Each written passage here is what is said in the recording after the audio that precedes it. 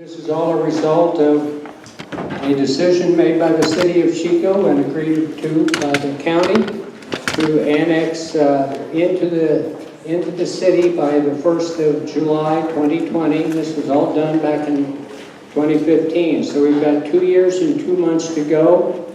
And a lot of things can happen in the meantime, but we are doing our very best to make the transition from county to city as smooth and effective and efficient as possible. So tonight we have all these people here, and the two I'm going to introduce is Casey Hatcher from the county, representing the county staff, and we have Mark Orm, city manager of the city, and his sidekick, assistant city manager, Chris Constantine, and all these other people who I'm not gonna name off, because I probably would miss somebody. So we'll let the city and the county folks introduce them to you, and they'll be answering your questions.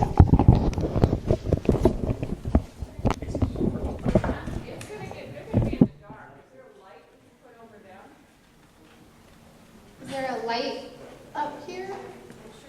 The light over our featured speakers. Does that light work? Those lights work?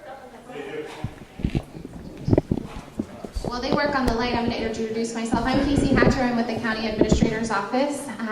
And Mark and I just wanted to say a couple words. And I think really the theme for us tonight is that we want you to know that we're here and we're committed to a smooth transition as we work towards annexation, which will happen, as Supervisor Wall said, July of 2020. So we want you to know that tonight is not the only opportunity to ask questions.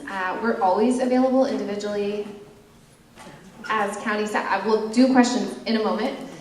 We're available individually as county staff members and city staff members, always to talk with you about the transition and help you understand your concerns as the areas move to annex into the city.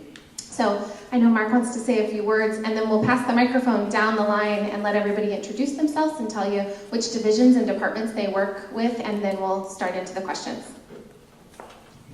Sure, obviously it's a pleasure to be here.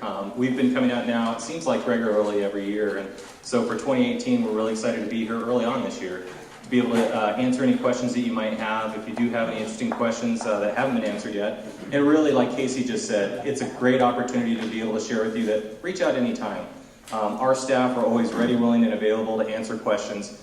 Email works, the phones work, even U.S. Postal Service works. So whatever you prefer in your mode of communication, we are always willing and ready to be able to respond to that. So thank you for your interest. Obviously, we still got a couple of years away from the annexation. So if there's anything that needs to be fixed, please let the county know now. And if everything's great, then we'll bring it on. So with that, I'm going to go ahead and start. You already heard Chris introduced. I'm going to start down here with Matt, and they can pass the mic and introduce who they are and what department they're with. That was pretty funny. Can you say who you are? Because I missed it. Yeah, Casey had mentioned that. My name is Mark Orm. I'm the city manager for the city of Chico. My name is Matt Thompson. I'm with the engineering department in the city of Chico. My name is Bradley Ott. I'm the assistant director for public works for the county. I'm Doug Dans. I'm with County Environmental Health. We do the septic systems. Good evening, Eric Gustafson. I'm the Public Works Director for the Operations and Maintenance Divisions with the City of Chico. Steve Stanbridge, Fire Chief, City of Chico. Good evening, Michael Bryan, Chief of Police. Good evening, Dennis Schmidt, Director of Public Works for Butte County. Pete Clark, Assistant Director of Development Services. That's planning, building, and code enforcement for Butte County. And I'm Brendan Vieg, in essence Pete's counterpart over the city, Deputy Director for Community Development Department, Code Enforcement, Building, Planning. I'm Sherry Morgado, Assistant Director with the County Public Health Department.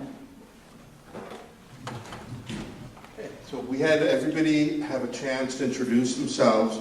So again, I just want to welcome everybody on behalf of the Love Chapman Town Coalition.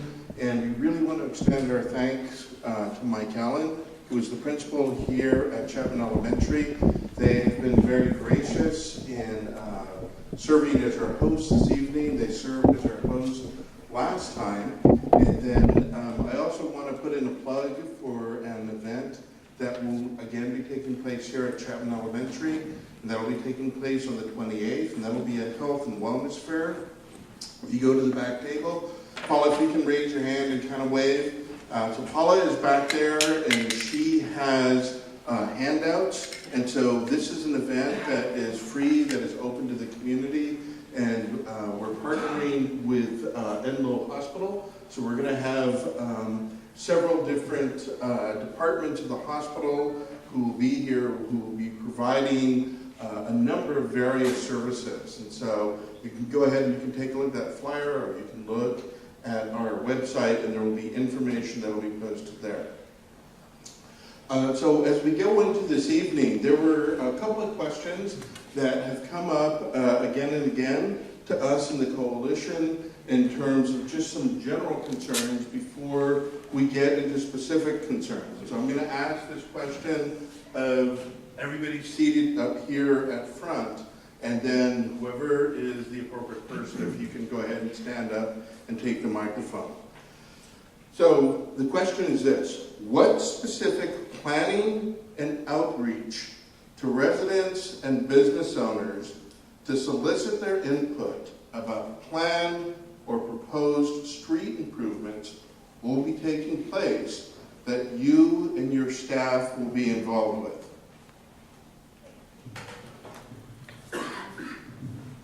I'll go ahead and get started on that from the county perspective.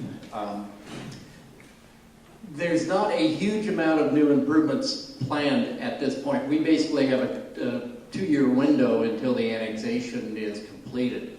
And there's not an awful lot that we have on the design books at this point. There was a chip seal done on almost all the streets in 2012, if memory serves me correctly. So you're actually in better shape than probably 90% of the county streets are, because there's a lot of our streets that are in a lot worse shape than we have right here. We don't have any safe routes to school projects, those type of things at this point, because Chapman has not been a community we've been successful with writing grant for. We have tried, but we've not been successful. Now, what about this? What about the road? You're planning to add some traffic there at the north end of the park on these roads that are as bad as any in Chico. That seems like actually causing some harm prior to annexation happening. Yeah, I believe what you're talking about is where Chico Area Recreation District is proposing to put that connector through. Is that? Yes. Yes. Unfortunately, I can't speak to that. What I can tell you is we had conversations with them when they initially floated that proposal to us at the county, because they have to connect into the county streets. And I told them that that's one of the things they're definitely going to have to look at, is both drainage, because there's lots of substandard drainage in that area, and they're going to have to take a hard look at the traffic side of things and work with the residents to make sure that that doesn't impact the community. So, I'm sorry? How much of this problem comes from the city itself, drainage, etc.? That I don't know. Okay. What about the buses that go down through here, not just school buses, and fire and ambulance to try to get down through here, and our streets are too narrow? Okay, from my understanding, and I'd like to stand up on this, from my understanding, I did a lot of research on this. I've even went to the city council on my own, with nobody or anything else, until we go city. And the only way we can go city is to push them to annex us early. Until we do that, we're not going to get no help.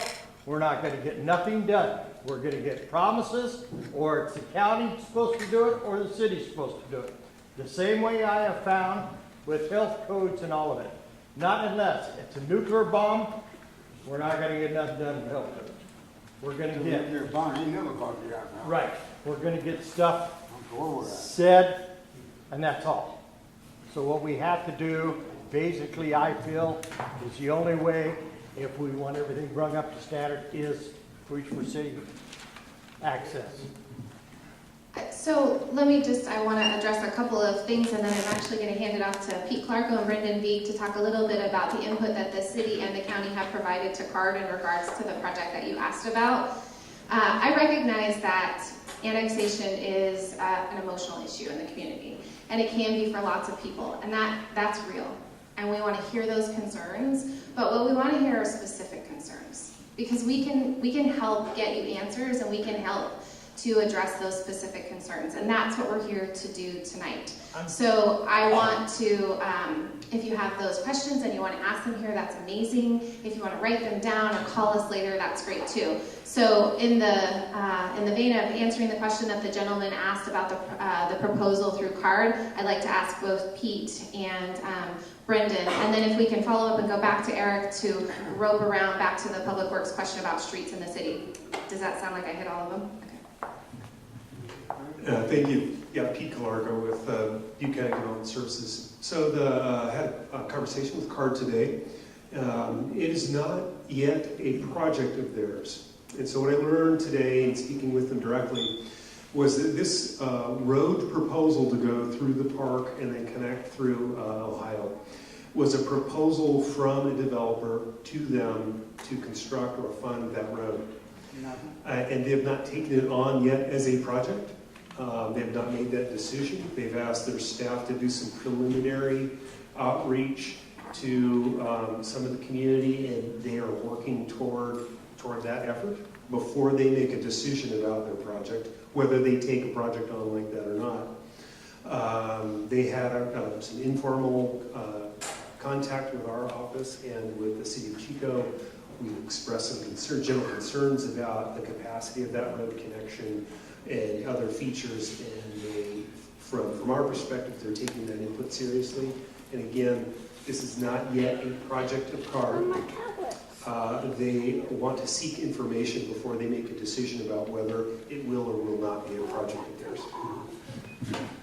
So I met with part of a meeting with CARD also that was very similar to Pete's, and our feedback was that we in fact see the merits of what they're proposing, but there are a lot of other tangible things that need to be considered, and we strongly suggested, and they agreed, that they need to have outreach meetings in the community and share what they're proposing, the pros and cons, and get feedback. But again, it's not a project to date, and so we just kind of had an informal meeting with them. So I'm just curious why you want annexation with us. I mean, we've been sustained so long. I did not leave the city to make this a city. I don't want it to look like downtown. You got more homeless, you got more criminal elements over there than we do here. I don't care how you put it in the paper. You still have it over there. I don't want it over here. So let's answer the road question, and then we'll come back to the why annexation question. Thank you. I'm going to see why before I go any further. Thank you. Eric Gustafson, Public Works Director for O&M for the city. So the road issue, Public Works for the city of Chico is broken up into two different arms. We have the engineering and development arm, and then the operations and maintenance arm, which I oversee, and that's my jurisdiction. So if you will, engineering and development builds it, and operations and maintenance, myself, we maintain it. Several years ago, we took conducted a full analysis and survey of all the streets and roads within the city of Chico, not including this area, but the city limits area, the other areas, and we rated the condition of our streets and roads, and we call it a pavement condition index, where 0 is a dirt road and 100 is a brand new asphalt road. So on average, the city of Chico streets and roads scored a 57 PCI overall. So that's not very good, and we understand we have some problems. However, there's light at the end of the tunnel. We're excited about some franchise fee funding going towards roadway maintenance. The SB1 funding at the state level is really going to help, and that's going to kick up fairly soon. So we're excited for those, but again, we have a problem citywide, and we have about a $7 to $10 million shortfall that we're wrestling with, and we're looking at all sorts of creative ways to overcome that. Glad to hear, it was chip sealed. This area was chip sealed several years ago. That's great. That really buys us a lot of time and helps things out.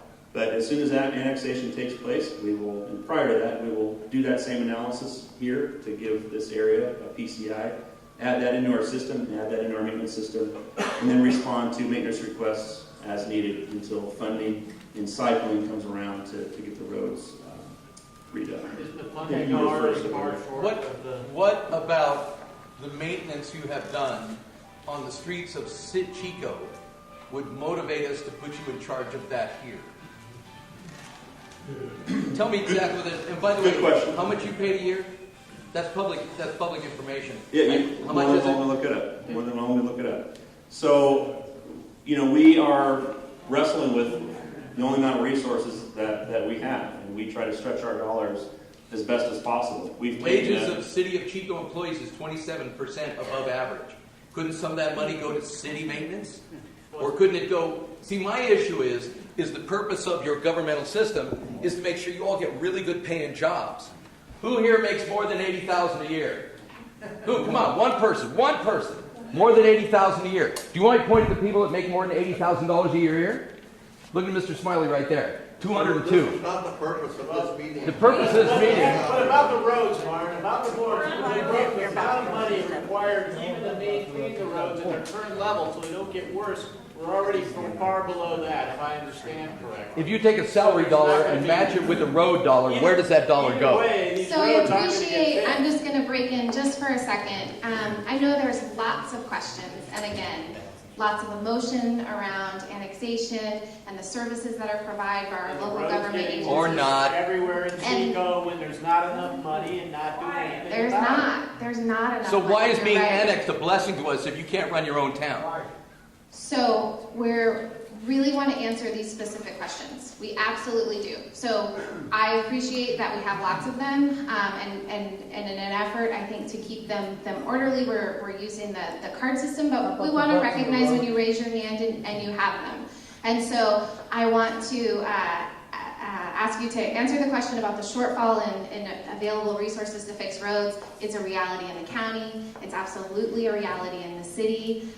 But that is, that's the point of the pavement management system. It's the point of analyzing and then deploying the resources in the best way possible. The point is that 80% of the budget goes to wages. One thing that I'd like both of these gentlemen to also speak to is what is the best way for residents to contact both the county and the city once it's annexed when they have and want to report maintenance needs?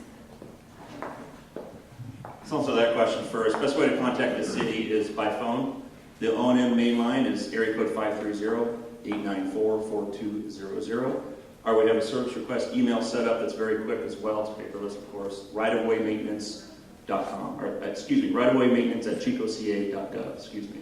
I've got a question. rightofwaymaintenance@chicoca.gov. So real quickly before we answer any more questions, I do just want to finish on the roadway maintenance segment. So again, yeah, we're tasked with managing a lot of roadways with little funding, and we're looking at everything we could possibly do creatively to get those jobs done. And so we've broken up the city into 7 maintenance zones, and we focus all of our efforts for each particular year in one zone. And we feel that's the best way to deploy our limited resources as we can and stretch our dollars the farthest that we can. So this area, Chapman Mulberry neighborhoods, will be incorporated into that plan in part of our street maintenance system. I hope not. But until it's incorporated, you're not going to do anything. One way to do it is to retire the senior employees. So to keep us on the... And then you get to start with lower To paid keep people. us to be able to answer the questions that were asked and make sure that we can hear all the questions that need to be asked, I've asked Sherry, when we get a new question, when we're in the middle of answering an existing one, we're going to write it down so that we can circle back to it, because we want to hear everything that you have to say, and we want to answer everything we can tonight, or help you understand how you can get those answers. So real quick before we move on to the next question, and I promise It's on this issue. Okay.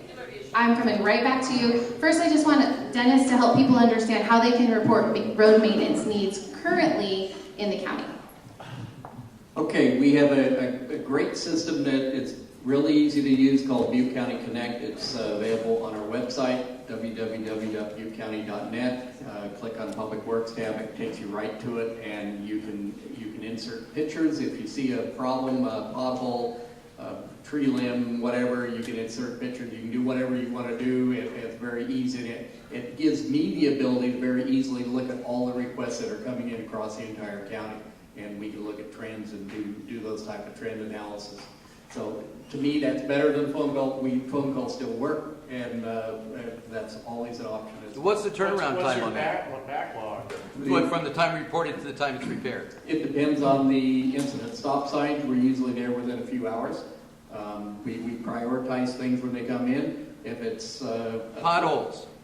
potholes, it depends on the day, depends on the weather, depends on when we're gonna be out in the neighborhood.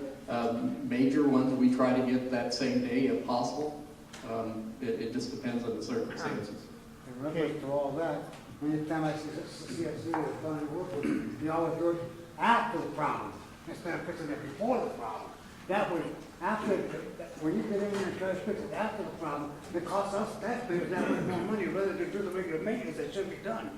Thank you for that concern.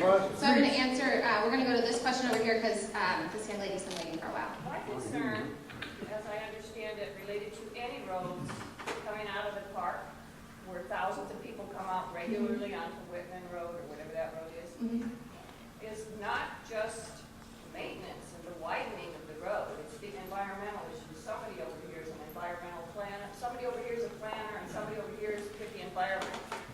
You have thousands of cars. I mean, again, we're not at the car facility right now having a meeting, but I'm just making this point. From my understanding, if there's any parking lot built next to Chapman, Will Street or wherever they're thinking of coming out, onto Ohio Street is what I heard. And all the right turns and all the whatever to get to a non-lighted fixture at Bartlett and 9th Street, a non-controlled intersection. It's all the pollution that people in the city, in the neighborhood, are going to, experience from all these cars. So I agree with what you're saying. So if CARD in fact proposes and proceeds with a project, they'll be required under state law to do an environmental assessment as required by the California Environmental Quality Act.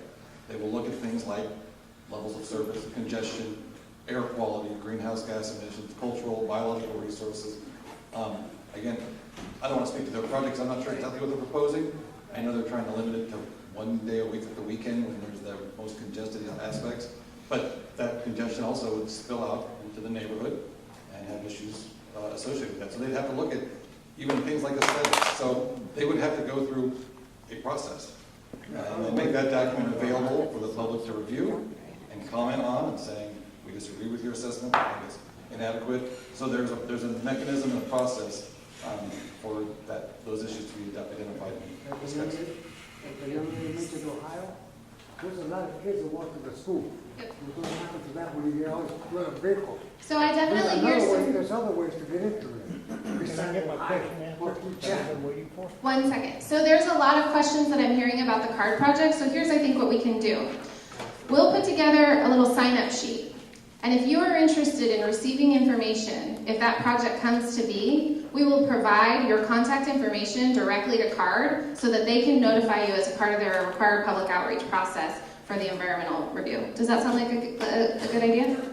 And again, CARD's intention is not to wait until that late in the process. Their intention is to meet and talk about their concept and get feedback early in the process. So we give it to them before that. Okay, perfect. So we'll collect those names tonight. If you're interested in receiving information directly from CARD about that or other proposed projects, we'll get you on that list because unfortunately, I'm sorry, but the city and the county, it's not their project and we simply can't speak to it. So it sounds like we have a question here and then we'll go back to the cards. Okay, my question is, I never really got clear answered on it, is the buses and the traffic and everything going down the streets. Number one, you said anybody has to call or whatever. Does anybody here know what Chapman Lake is? Can I see a raise of hands? Okay. Run back there. Okay. The kids have to walk through Chapman Lake. I've been very interested in, somebody from Chico State says, in photography, Bill, I'll come over and take pictures and we'll put little boats and 5-mile-an-hour signs in this, take pictures and send them to the ER. I said, that'd probably be the only way we'll get something done. The neighborhood plan was made way back when to take care of a lot of these problems. When the annex first started out, it's never been followed. We don't have one-way roads, which I'm sure you've all heard of the neighborhood plan. I know it's something new. But none of this has ever happened. You guys are coming to us now saying we could do this, we could do that. The city is not going to do nothing until we're annexed. So let's get that straight out. Until we're annexed, the city ain't going to do nothing. And the county's not gonna do nothing because they're broke. So where are we sitting? We're sitting in limbo. People say, well, a lot of you guys didn't want to get annexation, so that's why we gave it the 5 years. I heard that from our mayor of the city. You're right, but none of us knew we were gonna be sitting in limbo. Our kids were gonna be walking in water because of the streets. Buses and ambulance couldn't go down the street if there's an emergency or a fire vehicle because they can't get through without moving over. Because I think if we really looked at it and pushed it, we'd find out these roads are too illegal to put a bus and an ambulance down through. This is a problem throughout the country, that they don't want to charge development fixing roads. We've got roads throughout the country that we can't barely drive on. They want to So I'd continue kinda like building to new get that houses answered, on if I the could. edges of town because they don't want to charge the developers what they Thank should you. be charged. Okay, let me give that a shot. You touched on a lot of points there. Yes, I did, sir. For the county in general is a maintenance organization. We maintain what is out there that was created at the time of the subdivision, the time of the incorporation of the community, if you will. It's highly unusual for us to go out, reconstruct roadways, widen them, and put curb gutter and sidewalks in, unless we're able to obtain grant funding. And we have been successful in some of the areas of South County doing that. We're able to get safe routes to school monies, those type of things, and make it happen. We simply don't have the funding available to come in and reconstruct roadways and put storm drains in. That's again, short of being able to acquire some type of grant funding, which is hard to come by. We do not have the capacity to do that. Thank you. It's not that we're not willing. I understand that. We're not financially capable of doing it. Because the My paychecks. next question is, how come Because of since payroll. the last meeting, we only had one person out of that whole meeting keep his word? And I'm gonna tell you who that is. Chief Dunbar said, we'll go over on Humboldt, we'll put this up, we'll do this for the speed. Chief Dunbar said, we'll have more people patrol the park. Chief O'Brien. Chief O'Brien, yes, not Dunbar, you're right. I was thinking, I go way back to Dunbar too. But anyhow, We worked with Dunbar for it things. just really kind of go like, we're sitting in this limbo, the county comes and says they're gonna do this, the city says, well, we're not gonna do this until you're annexed, and here we are. And it seems like you guys go, It's a God, problem. they're agitated. Why?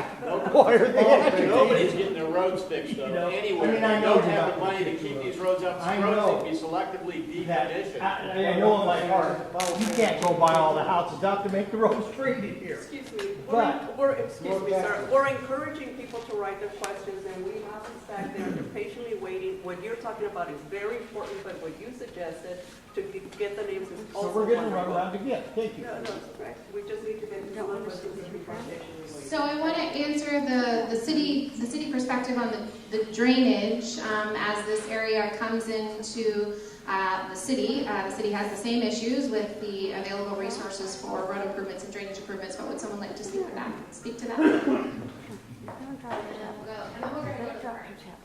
Yeah, I can speak to existing drainage throughout the city where we oversee the storm drain system.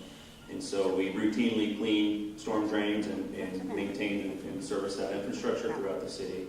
I'm not sure how much storm drain system is here existing, not much I don't think.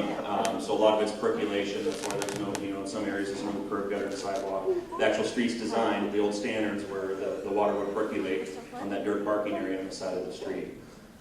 So a lot, just like Dennis has mentioned, from an engineering perspective, there's areas around the city too that don't have curb, gutter, and storm drain systems that we eventually would like to improve. But again, it's all about funding and where resources are. So it's a constant struggle. Again, we look for creative ways. We look for grant funding, anything possible that we can to make those improvements. But it's stretched out a long time, even in other areas existing in the city of Chico. So we recognize the problem, and we try to do everything we can. As the gentleman mentioned, it is a nationwide problem, aging infrastructure, and again, we're trying to do everything we can to improve it and maintain it. Tax the rich. Okay, so I have a three-part question having to do with sewers and septic tanks. All right? So the first part, can we hook up to city sewer now if the line is in front of my house?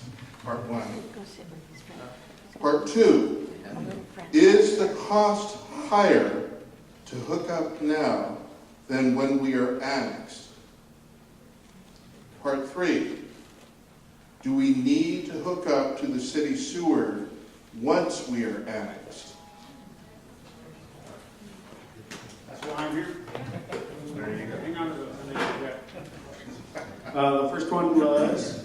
First part was, can we hook up now to the city sewer if the sewer line is already in front of the house? Yes, you can. That's part of the special arrangement that the city and the county and the local agency formation commission have come to. Before that agreement, the city was prevented by law from providing municipal services outside our jurisdiction.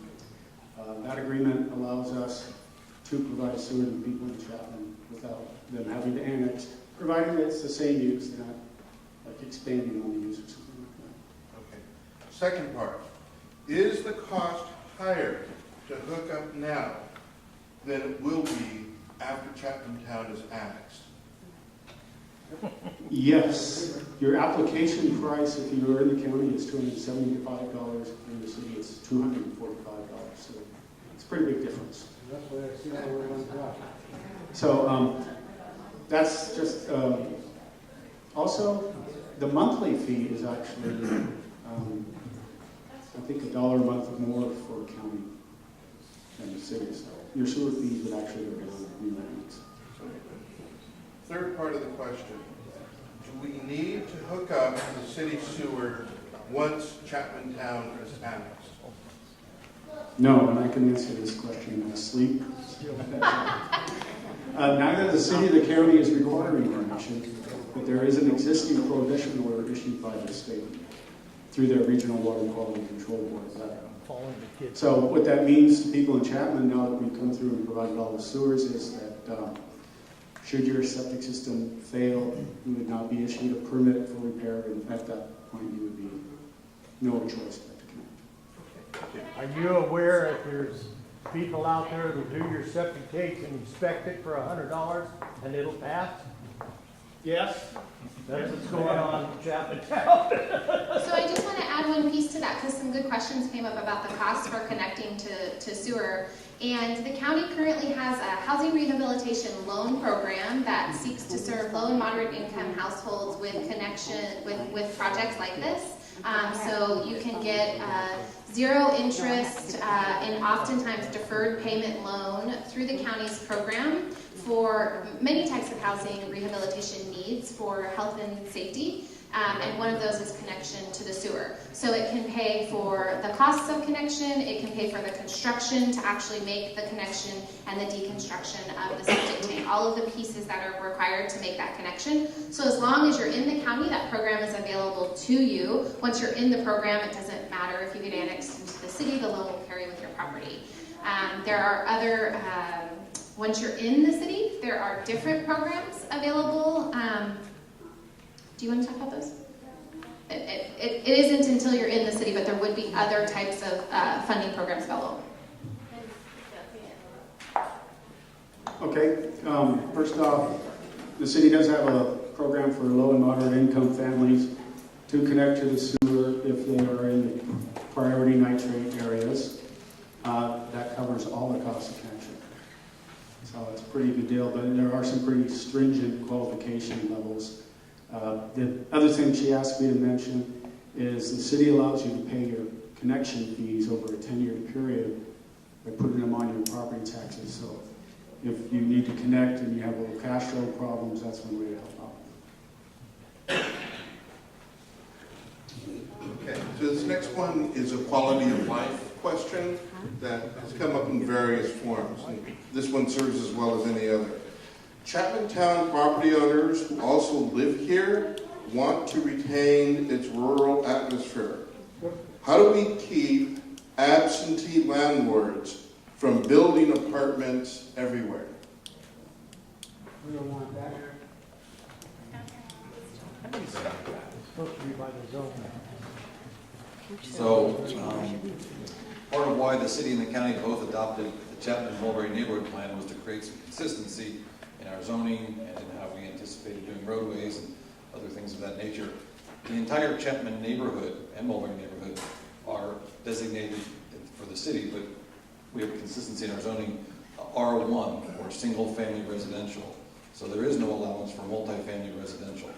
There are some larger parcels in the county, or I'm sorry, in the Chapman neighborhood, an acre or an acre and a half. So there is an opportunity for some individuals upon annexation to subdivide those properties into certain sized lots, build single-family homes, kind of like what we've seen here for the Habitat for Humanity project, and connect to sewer. And in those cases, they'd be required to do some of the things that I'm hearing are of interest to this community, which are improve the roads and maybe even address some of the storm drainage issues. Now, what do you mean by this multi-property or whatever it was you said? There's no apartments, I guess is what I'm saying, allowed based on the zoning. We've seen though with the junkyard issue that the city You doesn't haven't taken necessarily attention. abide by the plan if it doesn't suit their We got a business right over here that almost sits in the parking lot, and there's not supposed to be no businesses in Chapman Town. We're You'd gonna be write that surprised question down. how many and come people back to we have. If you take a poll, right, however you want to take it, you're gonna find out there's more rentals anymore than there is Chapman owners of houses. Okay, that's because I feel Jane Dolan and us spent thousands of hours. There's a man back there that spent a lot of time. And all we did was to make this plan, and nobody did nothing with the plan. So now we're left with this big cluster, so to speak, and we're sitting in limbo with the county and the city again. We have some similar And concerns. we say, turn it to the code enforcement. Know what I get from the code enforcement? I get a call that says, well, we can't do this if they got a fence around, or we got mics going through. There's excuses for breathing, and there's excuses for working. And I really feel that. I was raised up that way, I guess. And you know what? All we get is excuses. Chapman people that live here are tired of the excuses. That's what I think people are trying to say tonight. They're tired of the excuses. They want to see something actually done, that a bunch of people come in here and tell us what they're going to do when this takes place, or this year, or that year, and never go anywhere. There's nothing been done, but like I said, actually, 2 things have been done since you guys were here last time. You know? So And I was just trying to I respond know to who the did it. question about whether or not multifamily or apartments are allowed. They're not by this existing zoning. So we're going to go ahead and write your comment down, and we really appreciate it. But we also want to hear the questions and the comments from everybody else in the room. And so if you, are there some index cards for this gentleman up here, or anywhere, There should be anyone cards here up in this here. front row? So we'll go back to these. Thanks. Okay, this next question is a law enforcement question. And the concern is that there are homeless individuals who are following children home. And there are also individuals who are walking into people's homes at night. And so the question is, what is the plan now, and what will the plan be towards the future in terms of addressing these issues?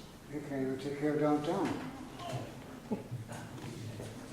So who's got the time? You can't even take care of downtown. Say that again. 7:10. 7:10. So we've been here 40 minutes, and this is the first law enforcement question. This is like the first meeting I have been in ever where law enforcement was not in like the first 10 questions. So this is a good question. Dan appreciated the humor. I appreciate that, Dan. This is a good question. This is obviously an issue that's not just facing the city, it faces the county, it faces every California community. We're all struggling with this particular issue. And that's the criminal element that relates to homelessness. So we are looking at this comprehensively. One of the things we do have is a target team that works very closely with behavioral health, trying to get some assistance for those that are suffering from mental illness that really need to be off the streets and into some type of treatment. So we've been doing that for about 2 years now with our target team. We just started, again, with the cooperation of behavioral health, a mobile crisis team. And they're working 7 days a week in the city of Chico to go out and not only deal with incidents that are of a crisis nature, but also when we come across someone that could use some services, they can go and respond just like a police officer would. They will respond via police radio. We donated a car to the county. They're actually in an old police car, and they can respond to areas within the city to address those that are suffering from, again, acute mental illness in our community. So those are a couple of things we're doing. But there's also nothing like good old-fashioned enforcement when people break into houses or cars or whatever. We just had a couple that we caught in a garage, another side of town, that were heroin addicts, both of them in their 50s. So that's another component of this issue that needs to be addressed. And having been in this profession now for 30 years this year, to be exact, I've never seen the challenges that we've seen, or are seeing today, I should say. And the solutions that we used to have several years ago are no longer working. I think we can all recognize that, right? I see a lot of heads nodding up and down. So we've got to look at creative ways to address these particular issues. And it's never going to be one single thing. It's going to be all these different entities working together to solve this issue. Certainly those that are providing housing for our homeless individuals, that's a healthy thing, a good thing. There's some good things going on with the chat group, really under the radar, but doing some really wonderful things. The Jesus Center discussion, I know that kind of hit a little bit of a dead end, but that's an important component. It really is all these things working together to include our job as law enforcement. Some people do need to go to jail. That still is the case for those that are behaving badly. But there's a lot of people in this community that need treatment. I think we need to also recognize that.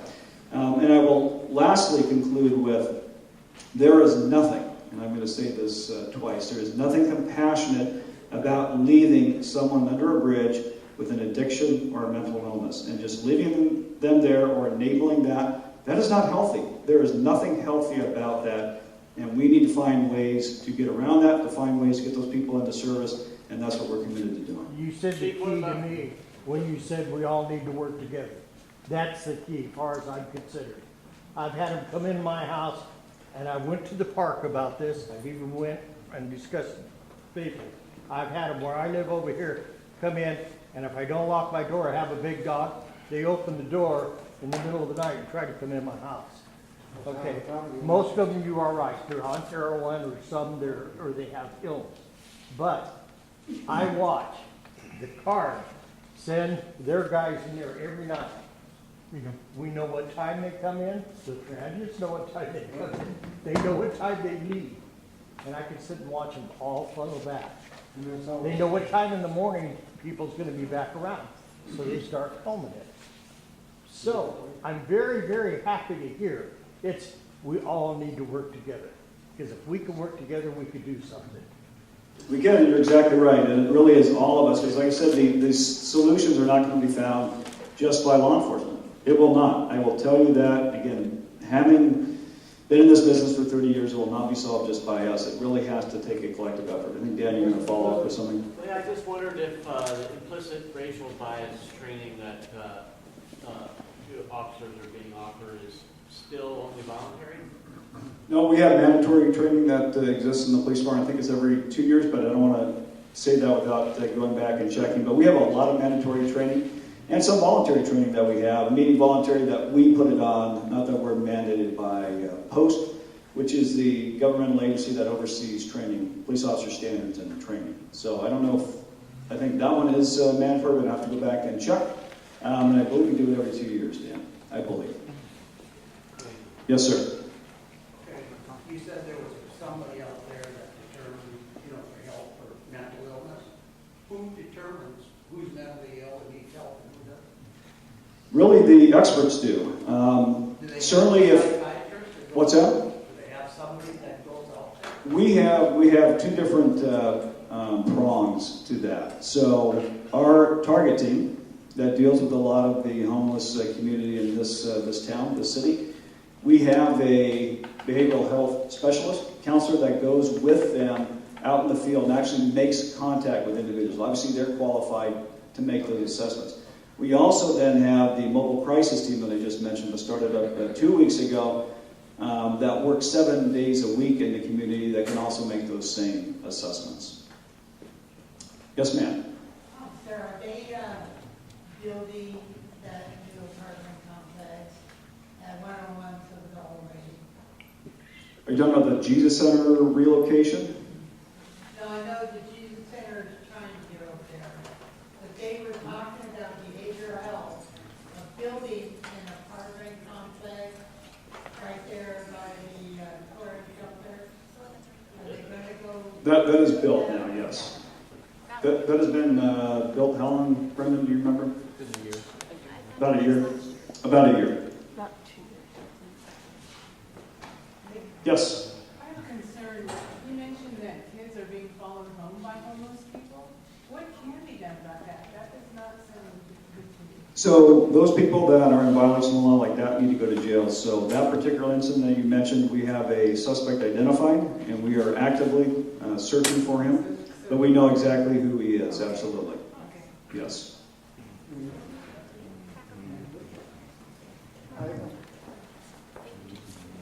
Okay.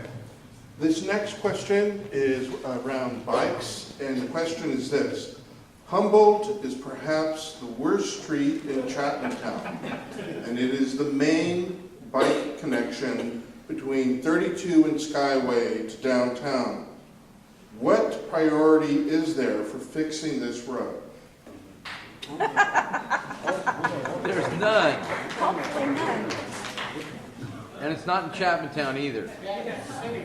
Speaking of Old Humboldt Road, It's in the city. we actually had crews out today filling potholes on Old Humboldt Road.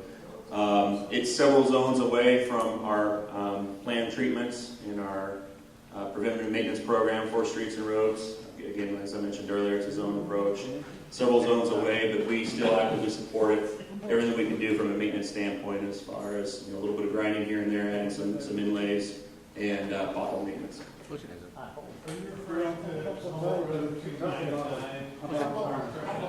Humboldt and that's You're referring to Humboldt Road between 99 and Parker. Humboldt Road is one of the. Yeah. You're talking about the one in town. We were at the one up the hill earlier today, but we maintain it all in the city as well, the one you're referencing. Now we're asking is about between Park and 99. Understand. That's Humboldt Avenue. Humboldt Avenue, yeah. Yeah, not Old Humboldt Road. Understand. It's identified in our street saver system and our preventive maintenance plan for pavement management. Again, it's several zones away, but when that zone gets here, all of our resources for that particular year will be allocated to that particular zone, and depending on its score and its PCI, I don't know it off the top of my head, but it will get the treatment that we could afford to do at the time. How much would it cost the neighborhood to fix the road themselves? Depends on there's a lot of variables there. It depends on what type of treatment, how far you go.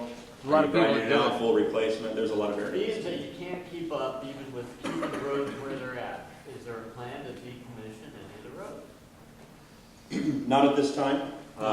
We're doing everything we can to maintain our existing pavement condition index. But again, real quickly, we're dealing with a piece of infrastructure that has not received resources in many years. What I'm trying to say is that is changing.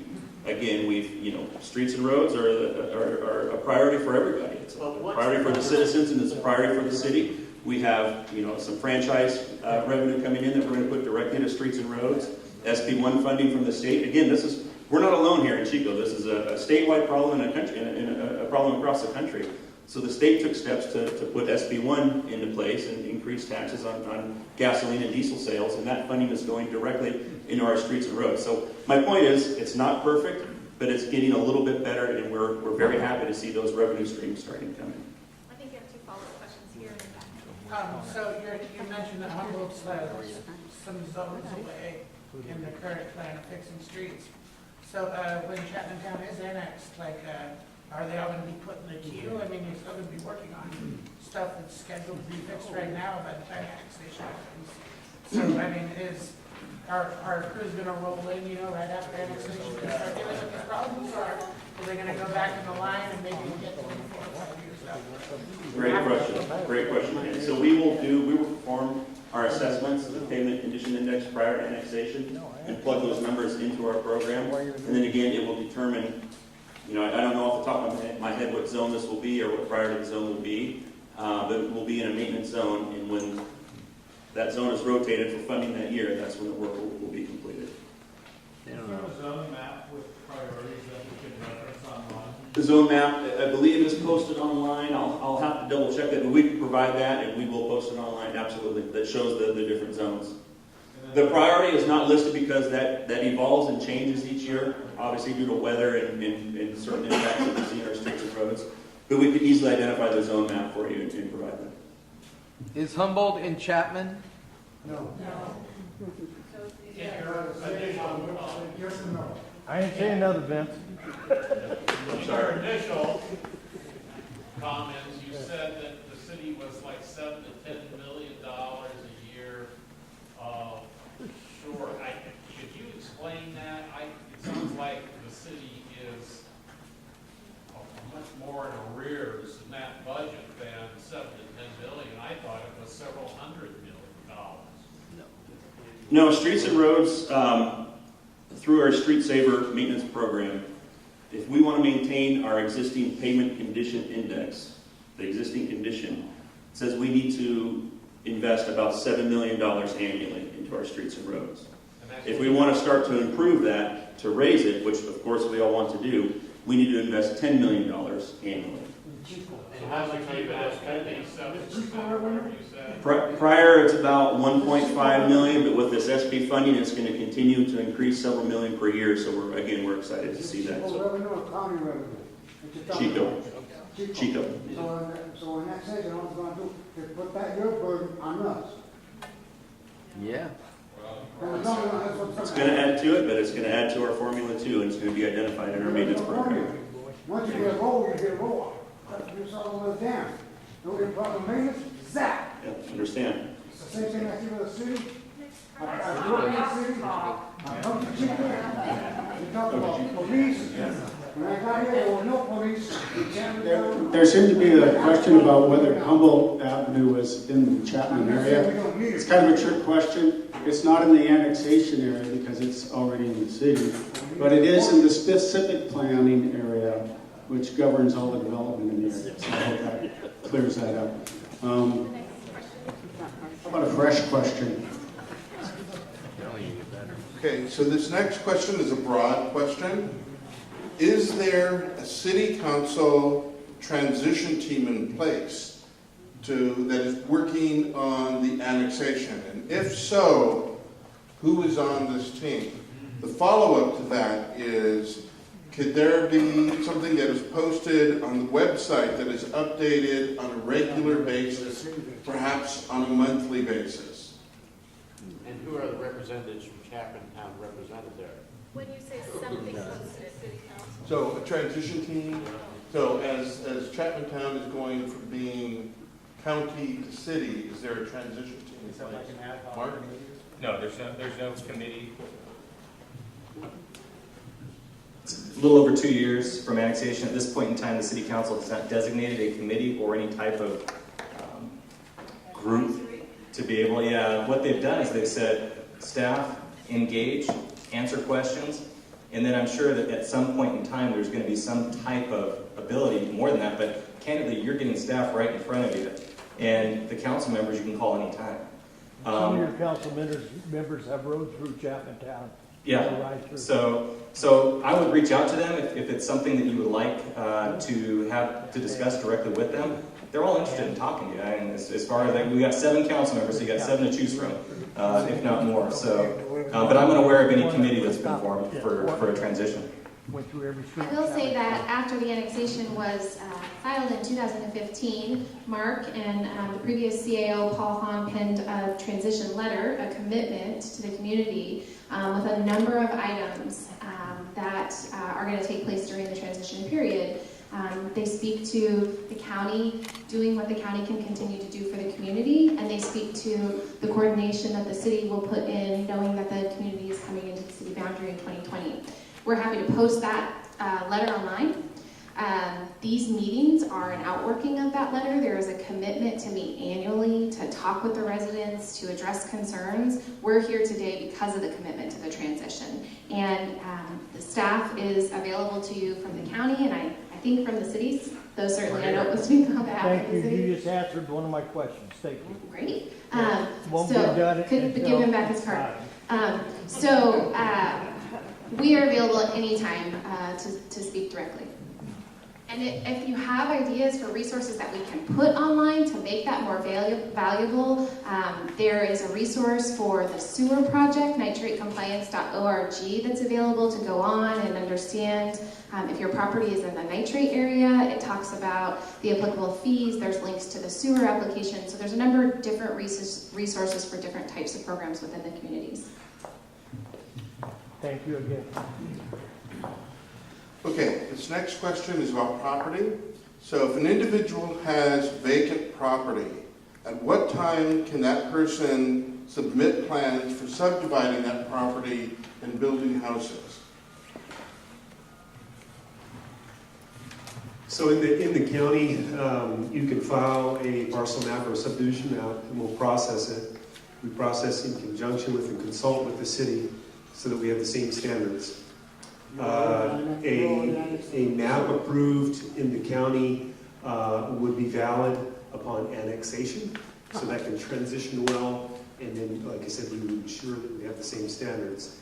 Development of the site, though, is dependent upon connection to the city sewer system. So in all likelihood, actual development would occur after the city has annexed.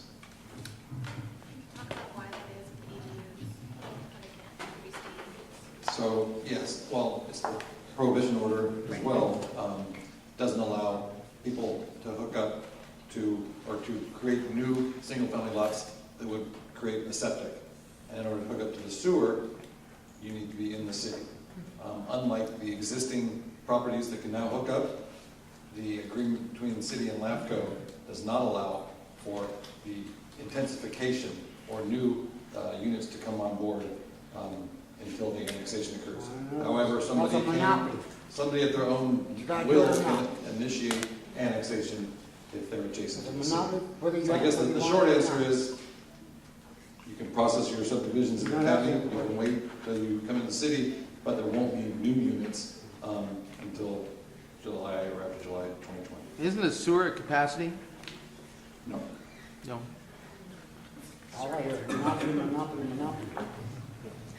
Okay, this next question is about code enforcement. There are a number of domesticated pets, goats, horses within Chapman Town. And so the question is, what about the animals? Will there be changed rules and regulations with regards to maintaining these animals? No. Not supposed to. No. I'll take a first shot. I'll just start and see if anyone can fill in. So, if you have legally established use, including the keeping of those animals that are consistent with county standards, when you come into the city, you can continue that use. It just can't be expanded. We also did a review, planners both of the city and county, of both the city and the county's animal keeping standards. They're very similar. And then someone had mentioned something about code enforcement. The city's code enforcement is not in some cases people lament this, we're not a very proactive code enforcement. We're very reactive. We respond to calls. So we're not out looking for problems in any community. We respond often to complaints and we seek compliance, but we also don't want to get in the middle of neighbor disputes. That's not the role of code enforcement. So I'm just trying to kind of send a general message that we've heard some concerns that the city code enforcement generates revenue through the citations. They do not cite very often. It's usually only when it gets to a breaking point and it's an egregious issue. We seek compliance, but we also don't, like I said, proactively going out looking for code enforcement issues. I did bring about 10 copies of the city's animal keeping standards. And again, there's no permit required, they're just standards. And if the standards are met and it's appropriate, I'll leave those at the back of the table at the end of the night and you can take those and call me. What about roosters? In the county they're legal, in the city they're not. No, there's no roosters allowed in the city. No, but in the county they are. No. Not in the county? Yes, they are. And they always have been. And not because the city wants to get in, it's gonna be out there. Just like it is in the city. Doesn't they may exist somewhere? Of course. They may exist, but it doesn't mean they're country allowed. atmosphere to make it a city atmosphere. Oh, they're loud. We don't want the Bay Area here. You understand the differentiation? In the city, for instance, you can't build a 7-foot fence without a use permit. We have 7-foot fences all over the place. Yep. We don't go around knocking down the top foot of a fence. But you ask a question, you get an answer. So two things. Can you say, one second. Two things. Can you say, are those animal standards available on the city's website? They are on the city's And how do they municipal find code. them? Well, I'm going to put 10 copies back there. Okay. First of all, we'll give you a specific reference. But you can search the city's municipal code on the city's website. It's on the front page, and you can search animal keeping, and it'll generate that. And then can you take the follow-up? And what was the follow-up question? I'd like to inform you, there are at least 3 flocks of wild chickens in Chapman Town. They've been here forever. And I only know 3 of them. I could probably go around and find them more. You're in busy, go What are local. they? There's roosters, They're there's... homies. I think we'll refer to those as wildlife. Because people in the city, you know, if they come in here, they're gonna go, oh no, you've got chicken. Oh, they run the box Now, the city, there was Chicken Gate about 5-6 years ago going on in our community, and we have changed our standards and allowed chickens. There are some basic standards. Those standards are to ensure that you're not impacting your neighbor, open fertilizer, things that might create rat and other issues like that. So, again, I'll leave those at the back of the room, but you can see they're fairly benign as far as I Okay, well, that's good. And you beware, you know, there's wild turkeys and a lot of foul. Third Ave. Okay, so this is another quality of life question, so it's a 2-part question. How will the quality of life in the Chapman neighborhood be preserved annexation, be preserved after annexation, rather? And then the second part of that is, will the Chapman-Mulberry plan be followed? No, because they aren't following it now. Well, You're the guy. so, preservation, I mean, it sounds like part of that question is just leave us alone, we don't want much to happen. We're sharing that much isn't going to happen, but it sounds like we want some roads built too. So my point is, I've been involved in several annexations for the city, and what we find is not a lot changes, to be quite honest. Again, a lot of it has to do with the strategic resources of both the city and the county. We like to think that what you do get out is a coordinated effort between the city and county, and that was confirmed by the adoption of the Chapman-Mulberry Neighborhood Plan by both the city and the county. I know there's much disagreement about the city's implementation of that plan as it relates to Chico scrap metal. I don't have all the answers to that. That's a difficult onion to unravel and pull back the layers. You know, there was a question posed to the council to allow that legal non-conforming use to continue. They suggested that would be appropriate and to discontinue the amortization. And it's now in litigation, and that will resolve itself in the courts. How long is it going to be in litigation? For 8 more years? So, you know, there are plans, and I can tell you that city staff and county staff follow and adhere to those plans. We looked at those plans when we're making decisions or supporting a development proposal. But plans, as we all know, are subject to change. And so that You can have to happen. say, though, that the city council suing one of its own members doesn't inspire a great deal of confidence. So, I mean, that's an example, but I'm speaking to the majority of the community and, you know, the areas where we may see some changes over time. This community. Okay, this next question is a cost of living question, and it is, will it cost more for water and or garbage collection once Chapman Town is annexed? Yeah. It's already outrageous, the trash collectors are. Well, they could get this work what we can, because I do. No. No? Yeah. Well, what do you mean, no? What do you mean, no? It's already come on board. You bring a conglomerate to this town, that's took it everywhere. The basic question is that those costs won't change. There's franchise agreements that that Mark can speak to for the city, but by and large, no. They have changed. Everybody's trash price went up. So Cal Water service area is Cal Water service area. That's that's Cal Water. I don't think that's not going to change. As far as a waste franchise, I can speak a little bit to it. It's Waste Management's jurisdiction, from what I understand, and our franchise. They worked extremely hard to get pricing and rates the same as the county. So there should not be any change in that when it's converted. Yeah, there's going to be a change. Okay, this is another broad question. What provisions are the city and/or the county planning for poor people who are being displaced by rising rents? Nada. Pin drop. It's not their issue. When you have a poor family, Not their issue. $700 a month, and it's only a garage. It's so ridiculous. Let the mayor do that. So that's obviously a policy question that's being asked by a lot of jurisdictions. Cost of living is increasing across the state of California like none of us can believe. And so one of the things that the policymakers are doing is they're consistently looking at what they can do to try to help with that. And obviously development has a lot to do with that. What types of development are being built? How can you consolidate services to ensure that you have the funding necessary to build those types of projects? Because oftentimes they need a lot of government subsidies to actually put those projects in. So those evaluations continue. Obviously the policymakers can best answer that question because they're the ones looking at what options are coming forward as staff looks at it. Well, and already in the general plan for the city, they've identified some years back, maybe as many as 10 years ago or more, that a community land trust would be useful in helping to create affordable housing that remains that way forever.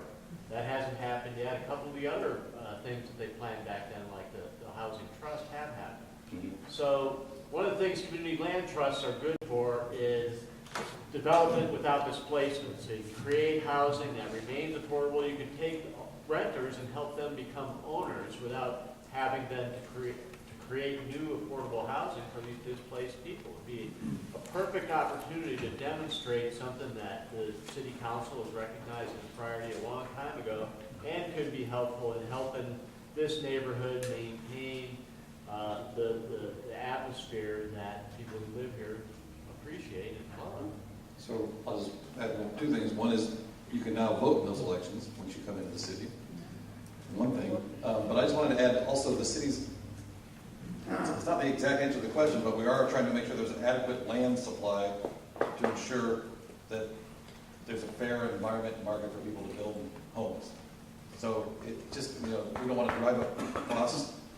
We want to make sure that there's that opportunity. So it doesn't answer the question, but... The ADU item too, ADUs. Oh, and then the city did just, as required by state law, just did adopt new accessory dwelling unit standards or second dwelling unit standards that has made the application process less. The requirements have been reduced. No need for parking if you're within a certain distance, I think a half mile from a transit route. And also the fees will be going down shortly for accessory dwelling units coming on board, about half the cost of what they are now. So from about 16,000 to about 8,000. Are there any other changes to Title 19 coming up that are going to help create extremely affordable housing like we need? No, there's changes to Title 19, but nothing related specifically to that. And as you suggested, it probably would be things related to implementing our housing element, which is ongoing, but the housing trust and other mechanisms like that. And our general plan does tell us, for instance, in new, Chapman, but in new growth areas, we seek to negotiate and get affordable housing built as part of those larger special There are no incentives at the city level for affordable housing. There are no incentives to create affordable housing. And there won't be. Currently. And there's, if you look at the general plan, at the housing element of the general plan, every one of them that's been for a long time now, there's been far less affordable housing. The stuff are very affordable. None of that. Only housing for people that are a median income and above are being built at any rate. We're going backwards. It's just like the roads. And if we don't do something drastically different, it can only get worse. Then all the poor people will have to leave. That's what they want. So it's right, well, they can move in. Okay, so this is a question either for law enforcement or public health. And so here's the observation followed by the question. There seems to be a big problem here in Chapman Town with dogs who are not leashed, who are not kept behind a fence. Will law enforcement or public health be doing anything about the roaming dogs in the neighborhood? They already patrol my street. That's all I can say on that. I can speak to the city component of that. Yep. Yeah, go ahead. Why don't we start with Sherry in the county? So animal control in the county is part of the public health department. So certainly what we would encourage is if you ever at any time see roaming dogs, please call it into county animal control. And I'm sorry, I don't have the phone number memorized. But if you go onto the county public health website, we'll get it before the end of this meeting. Just call it in. We have a dispatcher that is available 8 hours, 9 hours a day to take those phone calls, and you can call those in, and we'll respond as soon as we possibly can. In reference to animal control, I think they're doing the greatest job that they possibly can with the funds that they have. Maybe And the answer for the city is similar. Actually, animal services is under the police department, so I oversee the shelter and animal service control officers. So same thing if you have a dog that's roaming in the city, and realize Chapman-Mulberry has many city pockets. I mean, that's part of the problem I think that we've all been facing for years is this weird hybrid of city-county, but if the dog is in the city, you can call our animal services will come also like the county will and collect the animal or find the owner. I have the number from them. You can call county services, county animal services at 538-7409. That's county. It's currently in the county, so you can call county for that.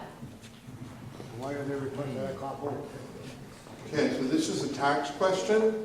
What additional taxes will Chapman Town residents pay once Chapman Town is annexed to the city of Chico?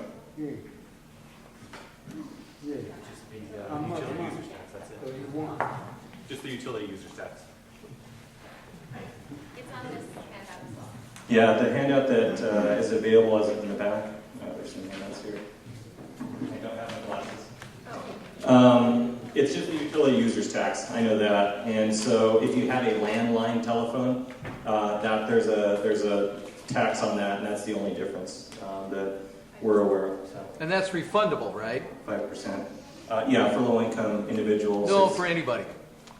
Anybody can get a refund because utility users tax was not correctly legislated, so the city offers a rebate every year in May and June. So you add up your city, and you can get $80 to $100 back. How much is that, Chad? 5%. 5% of what? Your utility bill. Your land bill? Landline. Oh, the landline. And your electric bill, and your cable bill, and your water bill. All of them. And after it's over, he'll explain it all. 5 more percent? Sign us up, I give you 10%, Lauren. There you go. There you go. Yeah, I'll process your refunds for you for $2. All right. He's got a job. I got lots of jobs. All right, this is a follow-up question to a question that was asked earlier this evening. And the question is, can you please explain what the shortfall is in terms of the city and the road budget? Can you provide more detail?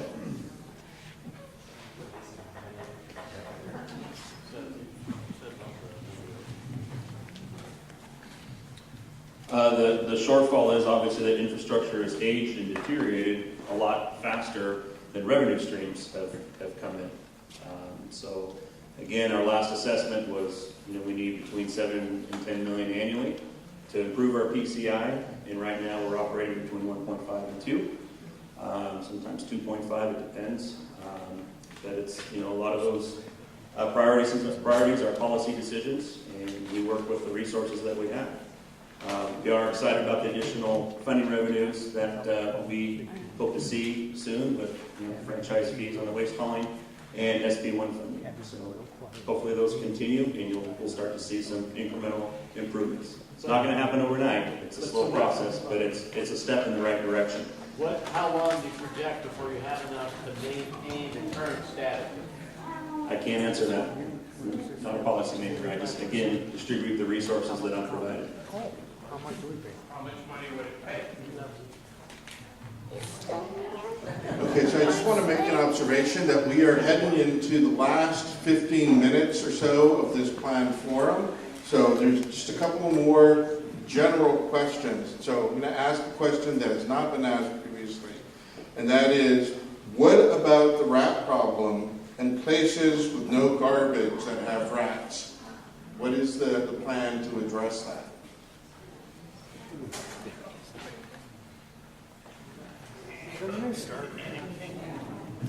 So we have a situation that may be a code enforcement type complaint, and you can contact our office on that, depending on the conditions. The county does have junk and public view and a few other things, and coordinate with public health on health-related issues, particularly with vermin. So there may be a connection too with the programs that public health has. Yes, just echoing what Pete said. Certainly, if you see situations with rats running around and it seems to be associated with garbage that's building up, we'd encourage you to either call county code enforcement. It's a good place to start. If it looks like it's a garbage complaint, then public health will also get involved. The more information that you have, and if you can take photos, is extremely helpful to us, because sometimes what happens is we go out on these complaints and we're not there at the time you're seeing everything happen. So the more specific information and the more photos we have, the easier it is for us to try to address those things, because it is required for the owners to have garbage service. Okay, what happens if it's been going on for 3 years and everybody's already been notified? I just want to say real fast that the county has an application, which Dennis mentioned earlier. You can put road complaints on. Butte County Connect, you can download it on your iPhone or your Android. You can submit code complaints through that. You can take pictures, as Sherry mentioned, are useful. Or you can go on to buttecounty.net/DDS and click on code enforcement. The app is on there, or the phone number where you can make complaints. Yeah, I'd And like to much finish like my the city, question. it's a complaint-driven process. It's not a proactive code enforcement process, so the best way to do that is to submit those complaints. And so if you still have those complaints after 3 years, please contact code enforcement and make them known again. Okay, what about if Larry Waltz contacted them and they're still there? Let us know again. I'd love to take that information tonight. So in other words, just keep on calling and let them know and let them know and let them know. That's right. After 5 years, I gave up. Okay. This next question is a question to the panelists. What is the best way for us to proactively pursue improvements as they relate to the Chapman-Mulberry Neighborhood Plan, rather than to just sit and wait for the status quo? What type of improvement specifically? What type of improvement specifically? Just in general. So, Well, the mechanism is different for the different types of improvements. Let me go ahead and speak to the roadway side of it. Certainly, we have, on occasion in the county, we have engaged private groups to help with projects. For example, Durham, the community wanted to help solve some speeding issues. So their Rotary group got together and did a fundraiser to raise funds for the radar speed feedback signs.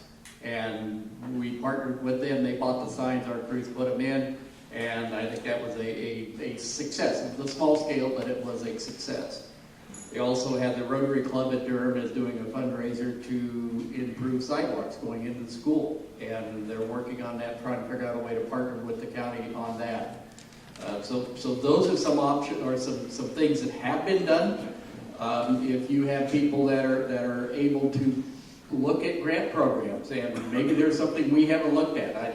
We're pretty thorough in trying to chase down grant money, but if you have somebody who's connected in the grant world and they find something, have them look at it and give us a call. Let us know what you found out. If you can bring the dollars or figure out a way to get the dollars to us, we certainly would be engaged and be willing to take that project on. Excuse me, you have a question over here, he's had his hand up for 5 minutes. And she has a question. And specifically to the roadway, one of the reasons I believe that we're so defensive about our Kevin Mulberry plan is our roadway plan. And the way they developed was that each street was gone down and the residents were asked what they wanted on that roadway. And then a design was come up with proposals made on how to design that in. In looking at these, and with my experience, the Chapman area is much bigger than what's going to be annexed.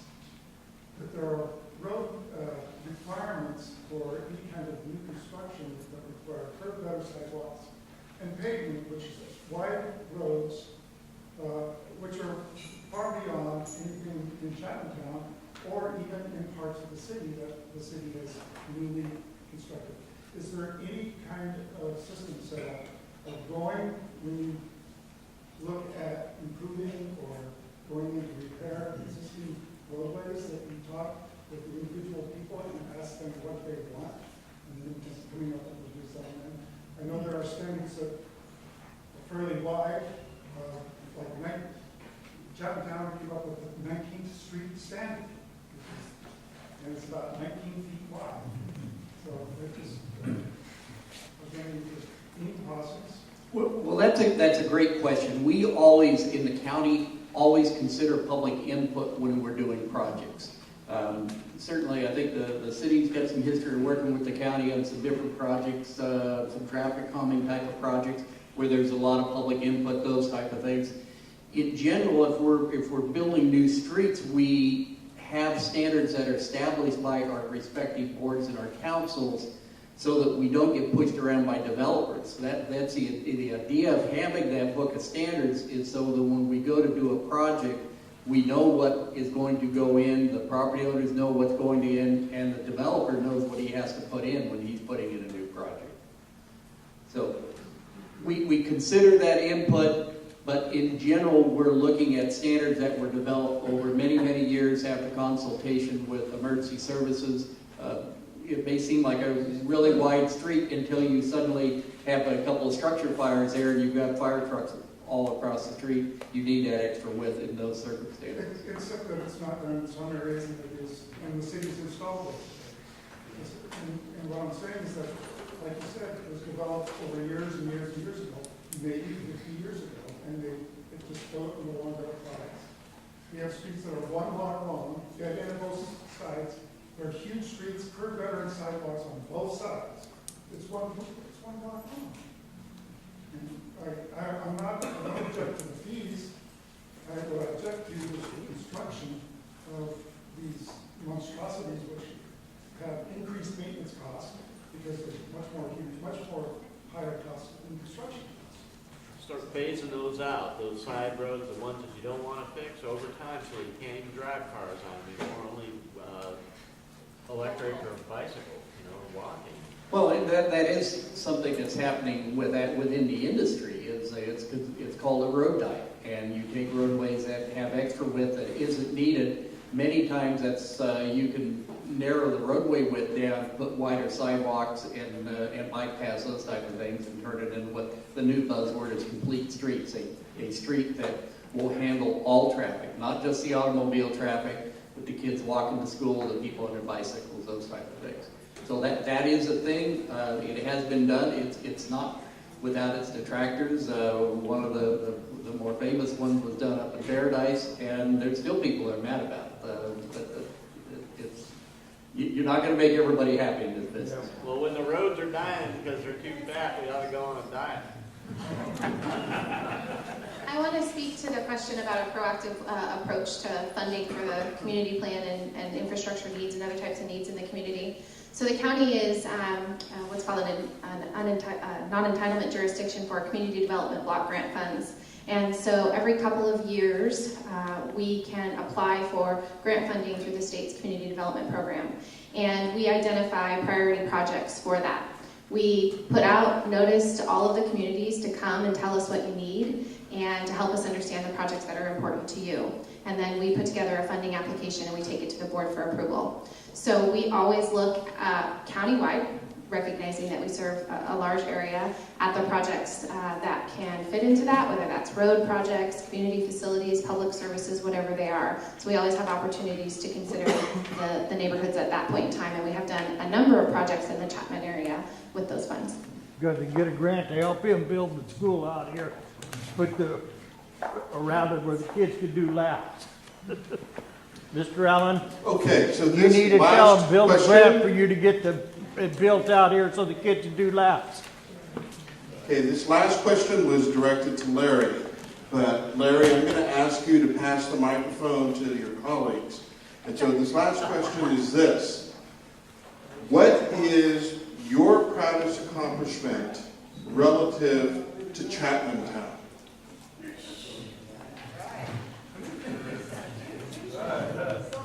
The lighting in parts of Chapman Town that was not here 8 years ago that is now here. Here, here. Does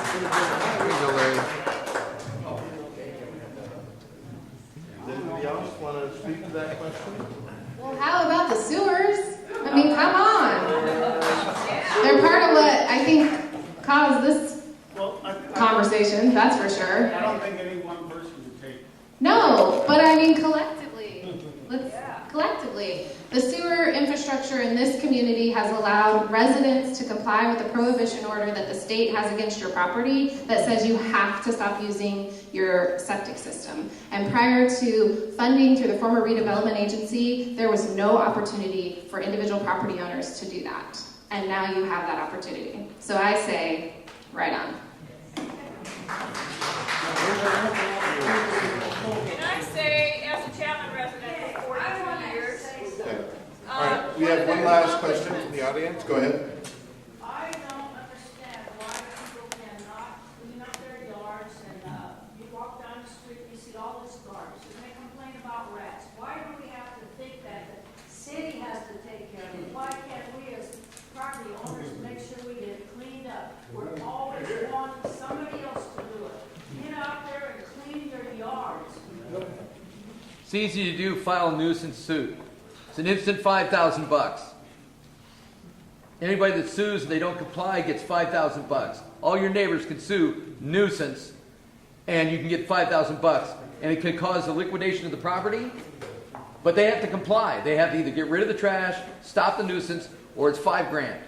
I give you 10% to fill one. Nuisance suits are the #1 thing that everybody fears.